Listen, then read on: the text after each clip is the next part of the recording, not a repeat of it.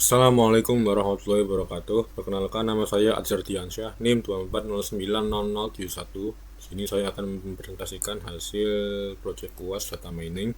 Sini saya mengambil dataset yaitu gaji data science job salaries, yaitu menentukan gaji seorang data scientist atau data engineering.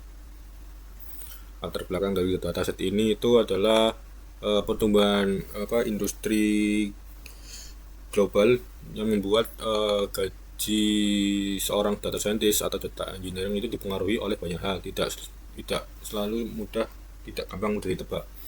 Nah, oleh karena itu tujuan dari model atau mesin data mining ini untuk melakukan memprediksi besaran gaji dalam satuan USD, serta menganalisa algoritma mana yang optimal dan juga untuk mengetahui faktor apa yang sebenarnya paling berpengaruh terhadap tingginya gaji di industri data scientist. Jadi yang saya lakukan untuk pertama kali itu data understanding, itu memperlihatkan dataset mana dataset ini memiliki 607 record dan 12 kolom atau 12 fitur.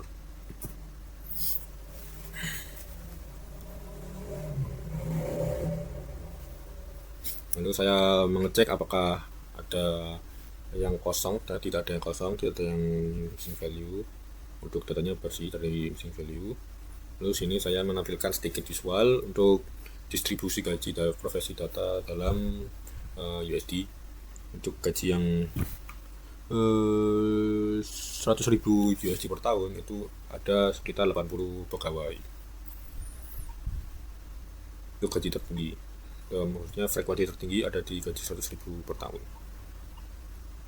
Lalu di sini saya visualkan juga rata-rata gaji berdasarkan tingkat pengalaman. Untuk yang tingkat pengalamannya junior atau dia junior itu sekitar 50.000 per tahun dalam USD.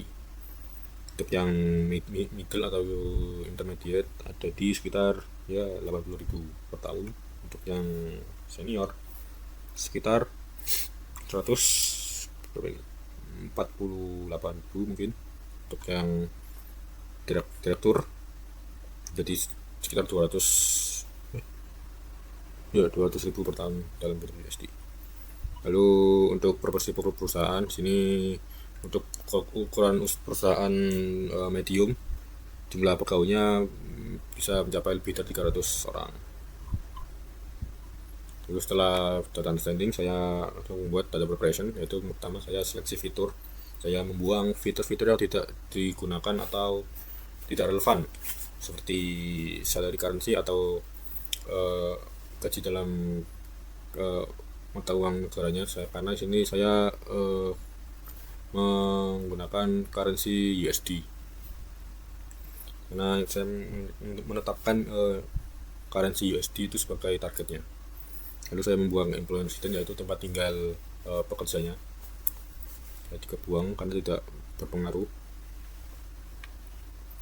Lalu setelah seleksi fitur yang saya gunakan itu hanya tinggal 8 fitur. Lalu untuk selanjutnya saya seleksi top 10 jabatan dan top 8 lokasi perusahaan.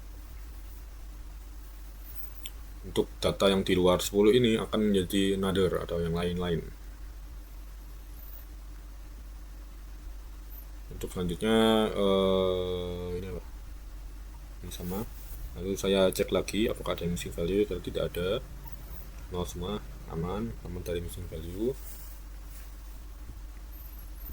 Lalu lanjut ke deteksi dan penanganan outlier menggunakan ECR.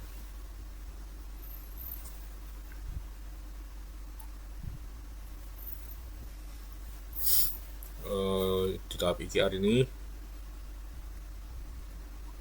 saya menemukan 10 baris data yang merupakan outlier dengan gaji yang sangat ekstrim, bisa sampai 600.000 per tahun. Saya hapus 10 data outlier ini agar algoritma nanti tidak terlalu bias.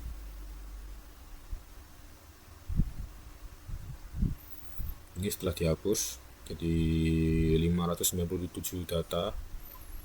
Untuk selanjutnya sini saya melakukan data transformasi atau encoding. Yang pertama saya encoding pada kolom atau fitur yang kategorikal. Itu ada experience level, lalu ada company size dan employment type. Ini saya encoding yang junior jadi 0, intermediate jadi 1, expert atau senior jadi 2, lalu direktur jadi 3. Lalu untuk perusahaan yang ukuran small jadi 0, medium 1, large 2. Lalu untuk tipe pekerjaan yang freelance 0, part time jadi 1, kontrak 2 dan full time 3. Lalu saya tampilkan ini hasilnya 1, 3, lalu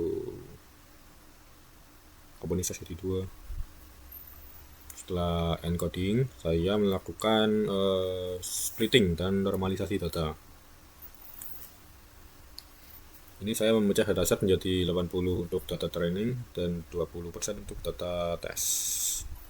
Lalu untuk normalisasi saya menggunakan min-max scalar, artinya nilainya tidak kurang dari 0 dan tidak lebih dari 1. Lalu setelah melakukan normalisasi, saya menentukan model yang akan saya gunakan, yaitu saya menggunakan algoritma linear regression.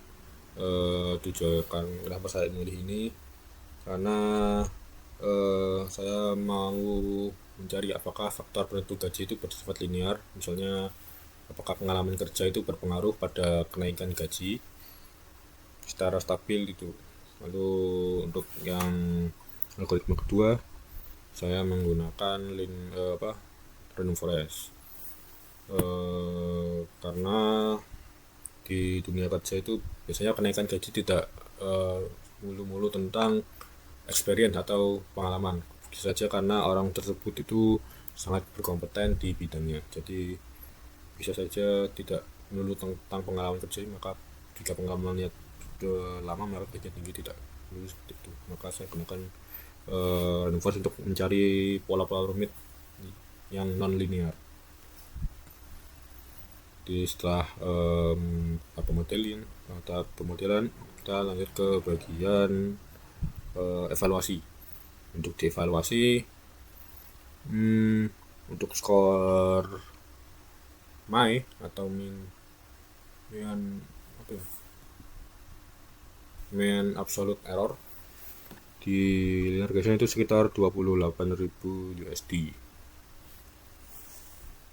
Untuk di root mean absolute error, lalu ini diakarkan ya, jadi kali 2. Sini ada di 36.000 USD. Itu untuk linear regression itu tingkat keakurasiannya itu hanya 51%.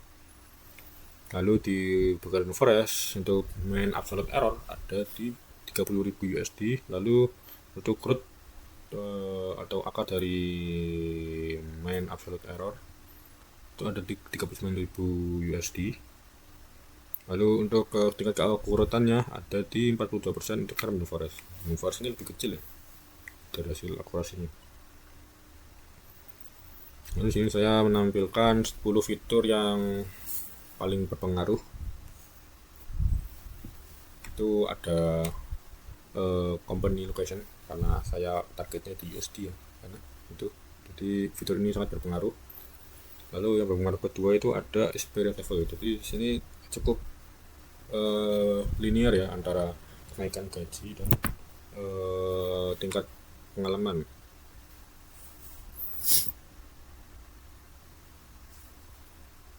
Lalu yang ketiga itu ada company size.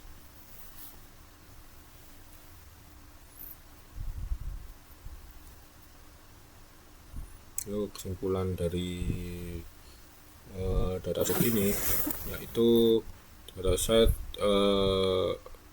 modal linear regression terbukti lebih unggul itu dibandingkan random forest. Namun dengan akurasi model yang hanya 51%, ini memberikan bahwa penentuan kompensasi gaji di industri itu sangat kompleks. Faktor-faktornya tidak hanya melulu tentang pengalaman atau hanya berdasarkan dengan asumsi matematika dasar. Jadi penentuan gaji itu tidak bisa hanya dengan asumsi matematika dasar tanpa mempertimbangkan variabel eksternal lainnya. Jadi sekian presentasi dari saya, kurang lebihnya mohon maaf. Wassalamualaikum warahmatullahi wabarakatuh.